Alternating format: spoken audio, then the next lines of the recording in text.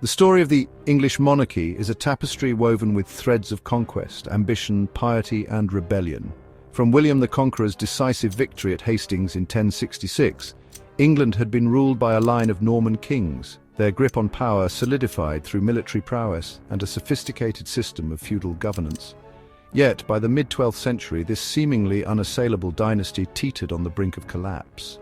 King Stephen, crowned in 1135, found himself embroiled in a bitter power struggle with his cousin, the Empress Matilda. This period, known as the Anarchy, tore England apart. Rival claimants to the throne clashed in a brutal civil war, leaving a trail of devastation in its wake.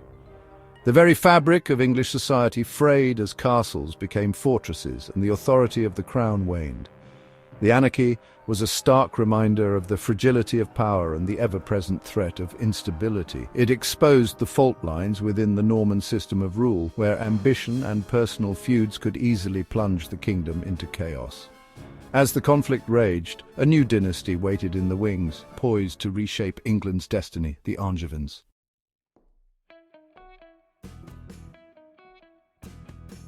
While the Anarchy had shaken the foundations of the Norman rule, it had not entirely erased its legacy. William the Conqueror and his successors had left an indelible mark on England, introducing a new ruling class, a centralized administration, and a legal system that blended Norman and Anglo-Saxon traditions. These innovations, though strained by the recent conflict, provided a framework for the Angevin kings to build upon. The Normans' emphasis on strong central authority, coupled with their sophisticated administrative practices, had laid the groundwork for a more unified and powerful England.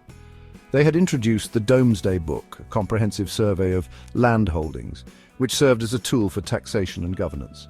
The Norman kings had also established a system of royal courts, gradually asserting their authority over local disputes and customary law. However, the Norman legacy was a double-edged sword. Their very success in centralizing power had created tensions with the powerful barons who chafed under the crown's authority. The Anarchy had exposed the fragility of the balance of power between the king and the nobility, a tension that would continue to shape English politics for centuries to come. As the Angevins ascended to the throne, they inherited a kingdom grappling with the challenges of consolidation and the legacy of a tumultuous recent past. Their reigns would witness the continuation of Norman administrative reforms, but also the emergence of new ideas about law, governance, and the relationship between the crown and the ruled. The stage was set for a clash of personalities, ambitions, and ideologies that would forge the destiny of England.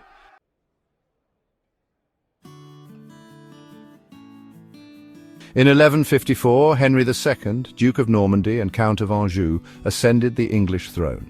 A man of formidable energy and ambition, Henry inherited a kingdom scarred by the Anarchy, its treasury depleted and its barons accustomed to a weakened crown. His task was daunting: to restore order, replenish the royal coffers, and reassert the authority of the monarchy. Henry's accession marked the beginning of the Plantagenet dynasty, named for the sprig of broom, Plantagenista, that his father, Geoffrey of Anjou, wore in his helmet. The Angevins, as they were also known, brought with them vast holdings in France, transforming the geopolitical landscape of Western Europe. England, once an island kingdom, was now part of a sprawling Angevin empire that stretched from the Scottish border to the Pyrenees Mountains. The new king set about his task with characteristic vigor. He ruthlessly suppressed rebellions, demolished unlicensed castles erected during the Anarchy, and reasserted control over the royal administration. Recognizing the importance of a sound financial foundation, Henry implemented fiscal reforms, streamlining tax collection and introducing new sources of revenue. Henry's determination to restore order extended beyond England's borders. He subdued Wales, forcing its princes to submit to his authority. He also intervened in the affairs of Ireland, laying the groundwork for future English involvement in the Emerald Isle. Under Henry II's leadership, England emerged from the shadow of the Anarchy, its power and prestige on the rise.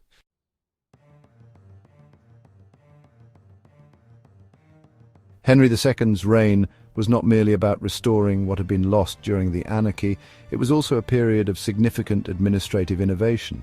Recognizing the need for a more efficient and centralized system of justice, Henry introduced a number of reforms that would shape the development of English common law. One of Henry's most significant legal reforms was the expansion of royal justice.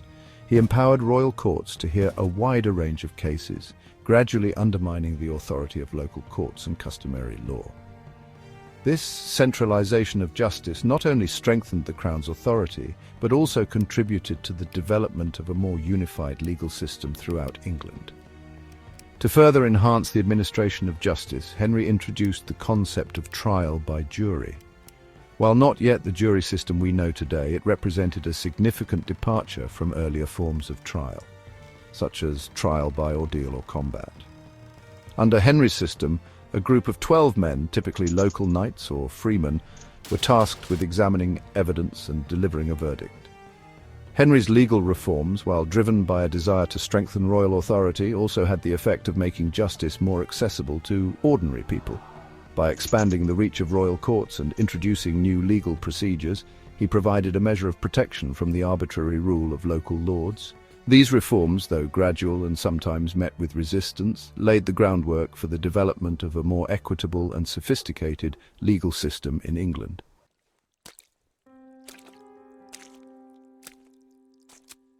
Despite his many achievements, Henry II's reign was also marked by a bitter and ultimately tragic conflict with one of his closest allies turned adversary, Thomas Becket, the Archbishop of Canterbury. The clash between these two powerful figures centered around the question of church-state relations, a perennial source of tension in medieval Europe. In 1162, Henry appointed Becket, his trusted friend and chancellor, to the Archbishopric of Canterbury, hoping to secure a loyal ally within the church. However, Becket, upon assuming his new role, underwent a profound transformation. He embraced the spiritual authority of his office with fervor, becoming a staunch defender of the church's independence from royal control. The conflict between Henry and Becket escalated over a number of issues, including the jurisdiction of ecclesiastical courts, the taxation of church lands, and the right of appeal to the papacy. Henry, determined to assert his authority over all his subjects, both lay and clerical, viewed Becket's stance as a direct challenge to his royal prerogative. The dispute raged for years, with both sides refusing to compromise. Becket, facing Henry's wrath, fled into exile in France, seeking the protection of the Pope. Though a reconciliation was eventually brokered, the tension between the king and the archbishop remained palpable. In 1170, 4 knights, believing they were acting on the king's wishes, murdered Becket in his own cathedral, a shocking act that sent shockwaves throughout Christendom.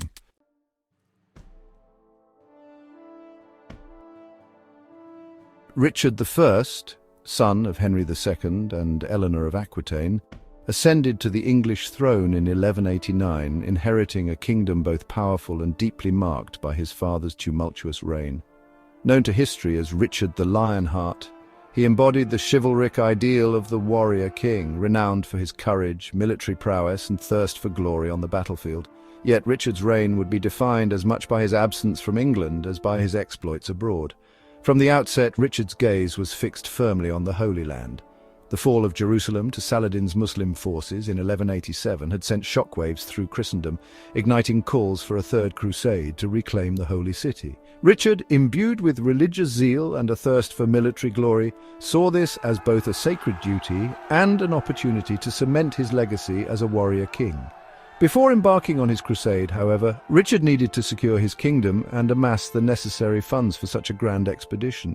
He ruthlessly extracted taxes from his subjects, sold off royal lands and offices, and even released King John of Scotland from his oath of fealty in exchange for a hefty sum of money. His actions, though unpopular, demonstrated a single-minded determination to achieve his goals, regardless of the cost. In 1190, Richard, alongside Philip II of France and Frederick I, Holy Roman Emperor, set sail for the Holy Land, leading a formidable army of English, Norman, and Angevin troops. His departure marked the beginning of a reign that would see England governed from afar, its resources poured into a distant conflict, and its king absent for all but a few months of his 10-year rule.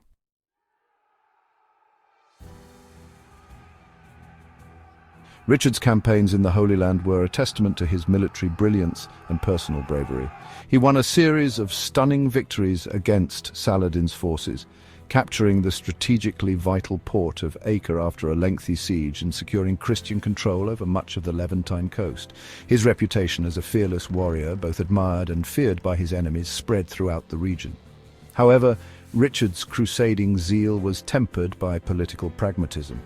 He recognized the difficulty of holding on to Jerusalem, a city sacred to both Christians and Muslims, and ultimately agreed to a negotiated settlement with Saladin. The Treaty of Jaffa, signed in 1192, allowed for Muslim control of Jerusalem while guaranteeing Christian pilgrims access to the holy sites. Richard's journey back to England was fraught with peril. Shipwrecked and forced to travel in disguise through enemy territory, he was captured by Leopold V, Duke of Austria, a former ally with whom he had quarrelled during the Crusade. Leopold, eager for revenge and a hefty ransom, handed Richard over to his overlord, Emperor Henry VI. News of Richard's captivity sent shockwaves through England. John, Richard's younger brother, sensing an opportunity to seize power, attempted to usurp the throne. However, Eleanor of Aquitaine, Richard's formidable mother, rallied support for her imprisoned son and worked tirelessly to secure his release. The ransom demanded by the emperor was staggering, equivalent to several years of English royal revenue. Yet through a combination of taxation, loans and the sale of royal assets, the English people raised the funds necessary to bring their king home.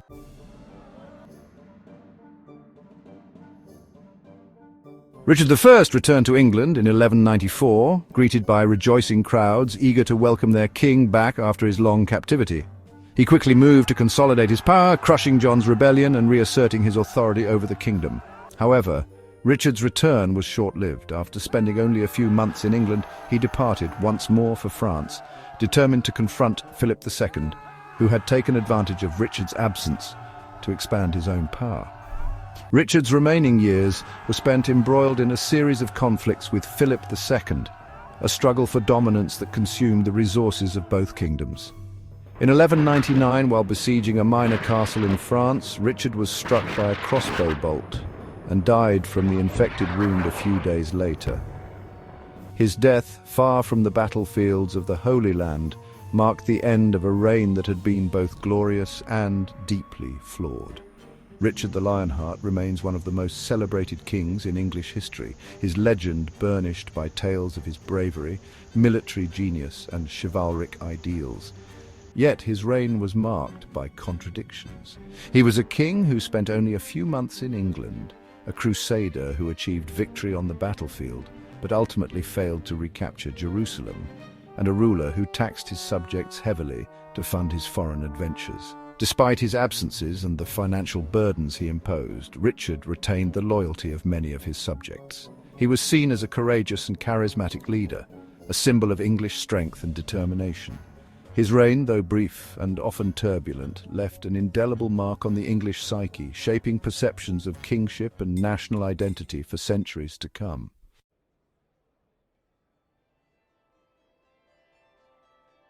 John, the youngest son of Henry II, ascended the English throne in 1199 upon the death of his brother, Richard the Lionheart. Unlike his celebrated sibling, John inherited a kingdom burdened by debt and simmering with discontent. Richard's costly crusades and ransom had drained the royal treasury, leaving John with the unenviable task of replenishing the coffers while also contending with powerful barons eager to assert their independence. From the outset, John faced an uphill battle for the affection and loyalty of his subjects. He lacked Richard's military charisma and was widely perceived as lacking in judgment and prone to acts of cruelty. Rumours of his involvement in the disappearance and possible murder of his nephew, Arthur of Brittany, further tarnished his reputation, painting him as a ruthless and untrustworthy ruler. John's reign was plagued by a series of costly and ultimately unsuccessful military campaigns. He attempted to reassert English control over Normandy, lost to Philip II of France during Richard's reign, but his efforts were met with defeat.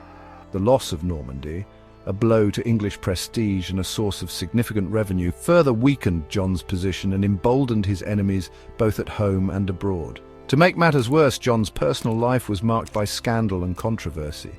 He annulled his first marriage and then abducted and married Isabella of Angoulême, who was already betrothed to another. His actions alienated powerful nobles and fueled accusations of tyranny and disregard for the established order. John's reign, marked by military defeat, financial mismanagement, and personal scandals, set the stage for a dramatic confrontation with his own barons, a clash that would forever alter the course of English history.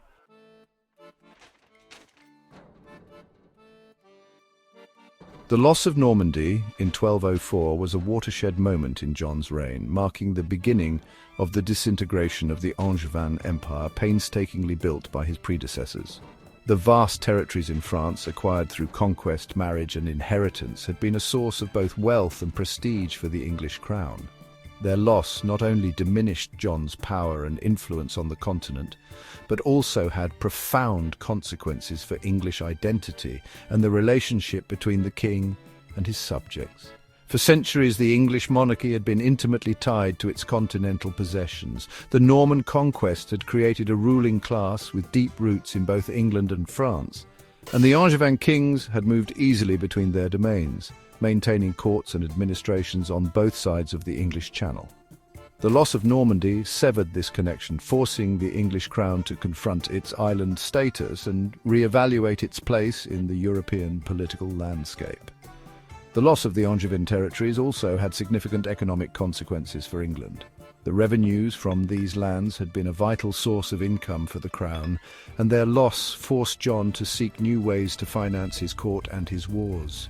He increased taxes, imposed new levies on his subjects, and engaged in dubious financial practices that alienated merchants and townspeople, further eroding his support base. John's disastrous military campaigns to reclaim his lost territories only exacerbated the situation. His attempts to raise armies and finance his wars through increased taxation and extortion fueled resentment among his barons, who saw their own wealth and power threatened by the king's actions. The loss of the Angevin Empire, a gradual process that unfolded over several decades, transformed England from a continental power with vast holdings into an island kingdom grappling with the challenges of a diminished status and a king struggling to maintain his authority.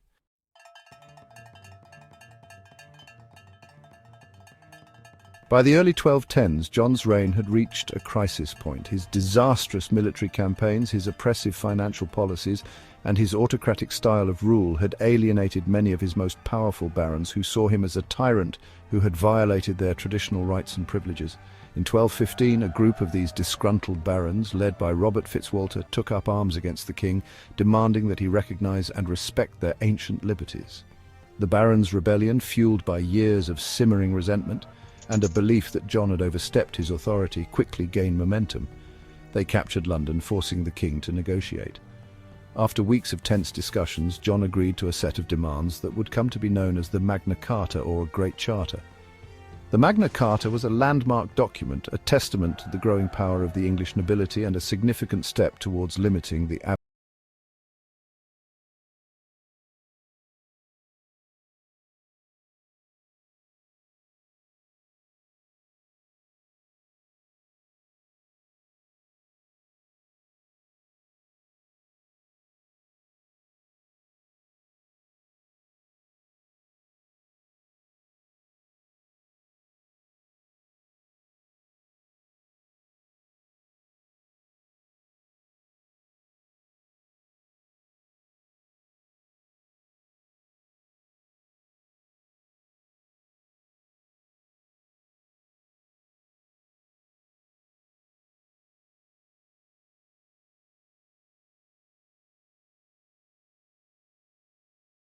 at Runnymede on June 15, 1215, marked a pivotal moment in the relationship between the English monarchy and its subjects.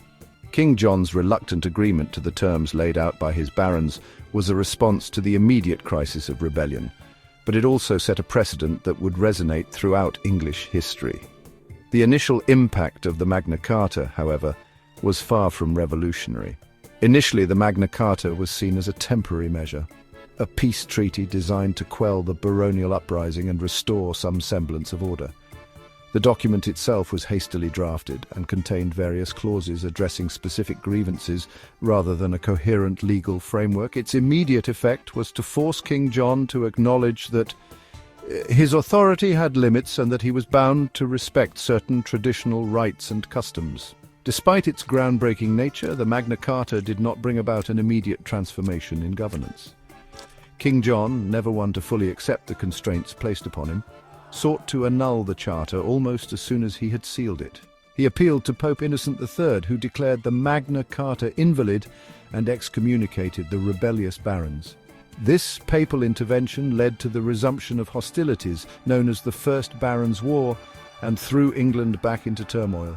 John's death in 1216 brought his 9-year-old son, Henry III, to the throne, and the regents, acting on behalf of the young king, reissued the Magna Carta in a bid to secure baronial support. This reissuance helped to embed the Charter's principles more deeply into the fabric of English political life. Over the following decades, the Magna Carta was reissued several more times, each iteration reinforcing its status and gradually transforming it from a reactionary document into a symbol of enduring legal principles.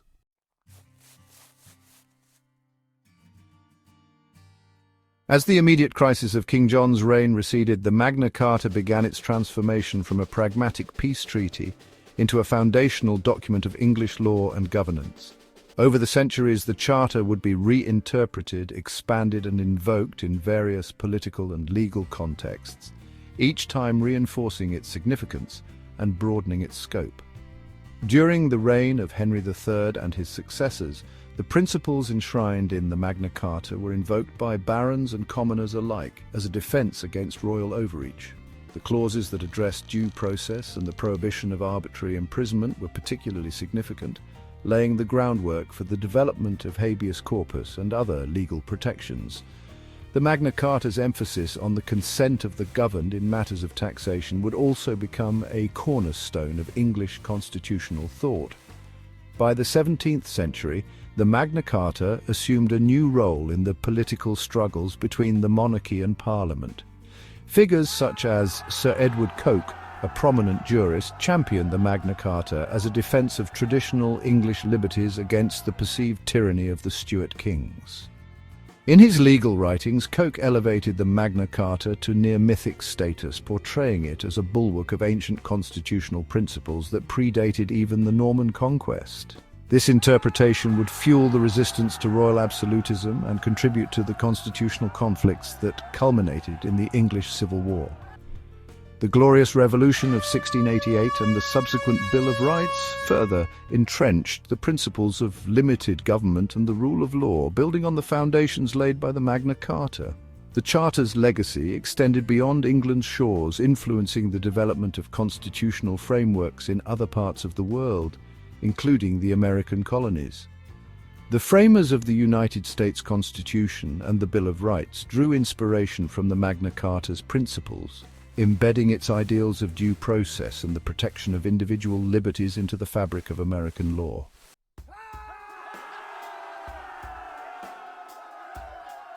The Magna Carta's enduring legacy lies in its assertion that the rule of law applies to everyone, including the monarch, and its establishment of principles that continue to underpin democratic governance and individual rights. While many of its specific clauses have become obsolete, the broader concepts it introduced have remained relevant and influential. In the modern era, the Magna Carta is often cited as a symbol of liberty and justice. Its influence can be seen in a wide array of legal and constitutional developments across the globe.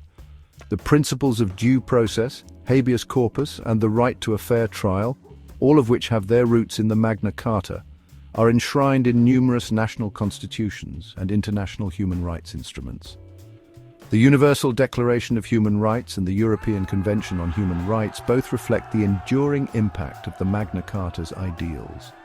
Moreover, the Magna Carta has inspired generations of activists and reformers. Figures such as Mahatma Gandhi and Nelson Mandela invoked its principles in their struggles against colonialism and apartheid, respectively.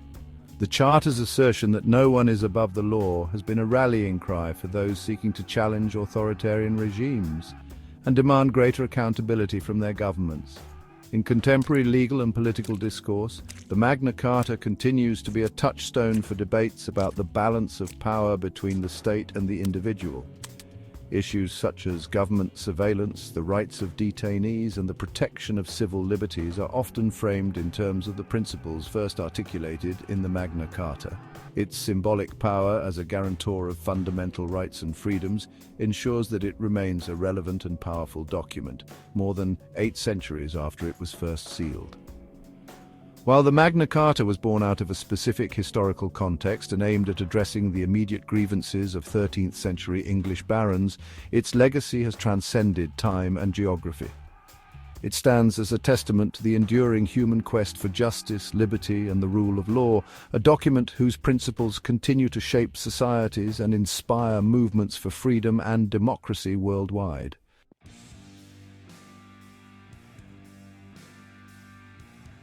The period spanning the reigns of Henry II, Richard I, and John witnessed a profound transformation in the political, legal, and social landscape of England.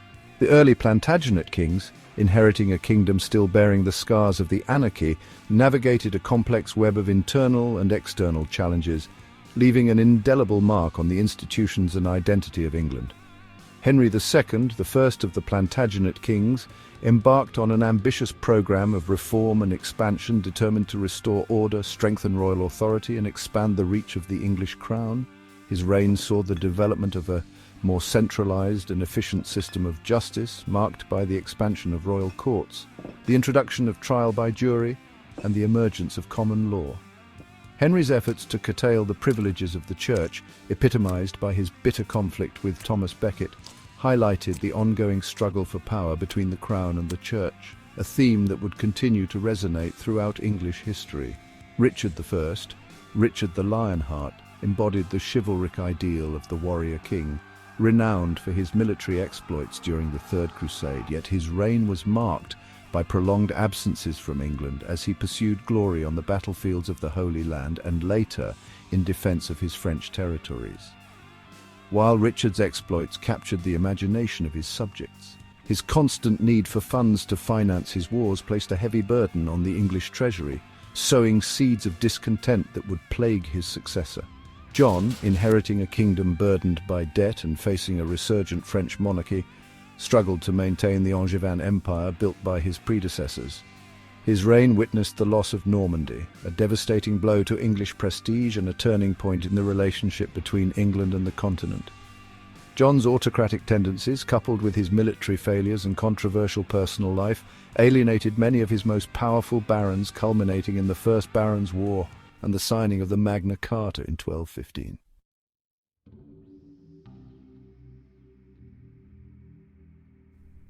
While the early Plantagenet kings succeeded in strengthening royal authority and expanding the reach of the English crown, their reigns also witnessed the emergence of forces that would challenge the absolute power of the monarchy. The growing influence of the nobility, the rise of legal consciousness, and the articulation of rights and liberties all contributed to a shift in the balance of power between the king and his subjects. Henry II's reforms, while intended to enhance royal control, also had the unintended consequence of empowering the very barons who would later challenge his successors. The expansion of royal justice, the introduction of trial by jury, and the growing body of common law all contributed to a more legally sophisticated society, one in which rights and obligations were increasingly defined and defended. Richard I's prolonged absences and his constant need for funds to finance his wars created opportunities for baronial unrest and resentment. John's tyrannical rule, marked by arbitrary taxation, disregard for due process, and a willingness to flout traditional norms, proved to be the breaking point.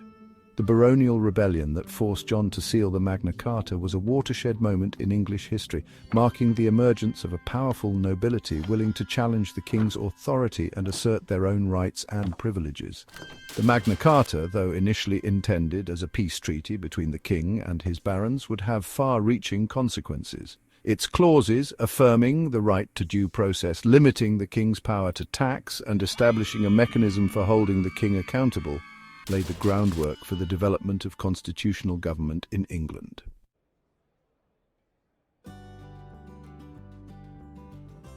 The legacy of the early Plantagenet kings is complex and multifaceted. They were rulers of immense ambition and energy, who left an enduring mark on the institutions, laws, and identity of England. Their reigns witnessed both the consolidation of royal power and the emergence of forces that would ultimately challenge the absolute authority of the monarchy. Henry II's legal and administrative reforms laid the groundwork for a more centralized and sophisticated system of justice, while his conflict with Thomas Becket highlighted the enduring tensions between church and state.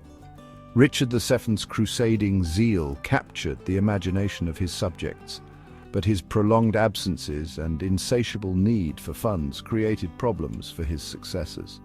John's disastrous reign, culminating in the signing of the Magna Carta, marked a turning point in English history, establishing the principle that even the king was subject to the law. The Magna Carta, though initially a document born out of rebellion and compromise, would become a cornerstone of English constitutionalism. Its principles of due process, limited government, and individual rights resonating through the centuries. The early Plantagenet period was a time of both progress and turmoil, a period that saw England emerge as a major European power, but also a period that witnessed the seeds of future conflict and change. The reigns of Henry II, Richard I, and John laid the foundation for the development of a more complex and nuanced system of governance in England, one in which the power of the monarchy would be increasingly balanced by the rights and liberties of its subjects.